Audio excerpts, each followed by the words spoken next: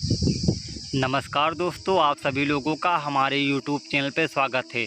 तो दोस्तों, आज की स्टोरी में हम जानेंगे कि आप दूसरों की मन की बातों को आप कैसे जान सकते हैं अर्थात समझ सकते हैं। तो चलिए आज की स्टोरी हम स्टार्ट करते हैं।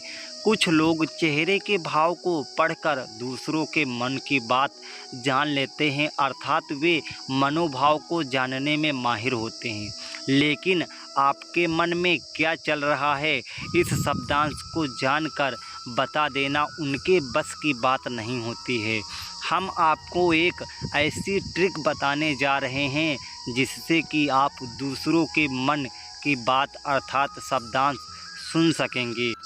योग के विभूति पद में मन शक्ति योगा के बारे में बताया गया है।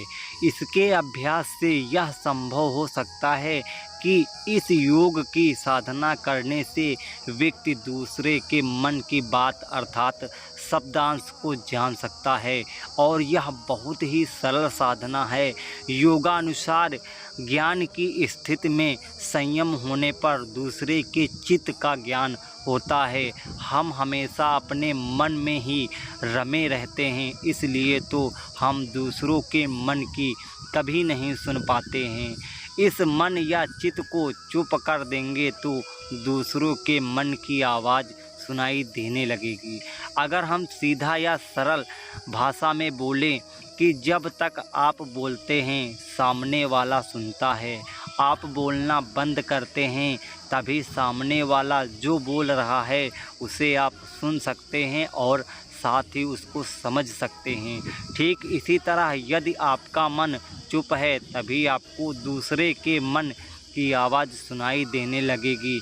अगर आपका मन चुप नहीं है तो आप दूसरे की आवाज़ को कभी नहीं सुन सकते हैं। अर्थात अब आप सोच रहे होंगे कि कैसा होगा हमारा मन चुप, तो यह ध्यान और अभ्यास से संभव होगा। दो विचारों या ख्यालों के बीच जो अंतराल है उस पर ध्यान देंगे तो आपका मन चुप होने लगेगा और चित्त का शांत हो जाएगा। कहते हैं कि इस मन शक्ति योग के बल पर योगी चींटियों के पैरों में बंधे घुंघरू की आवाज़ भी सुन सकता है। तो आपके मन में तो दुनिया भर का शोर मचा हुआ है, उसे क्यों नहीं सुन सकता है, उसको तो भी वह सुन सकता है। तो इस तरह अगर हम चाहते हैं तो दूसरों की मन की बातों को अवश्य हम सुन सकते हैं, लेकिन इसके लिए हमें अभ्यास करना होगा, क्योंकि अभ्यास से वो काम हो सकता है, ऐसा कोई दुनिया का काम नहीं है जो हम अभ्यास करेंगे और नहीं होगा। तो आज की थी ये स्टोरी। अगर आपको अच्छी लगी हो तो वीडियो को लाइक और चैनल को सब्सक्राइब जरूर करिएगा। जय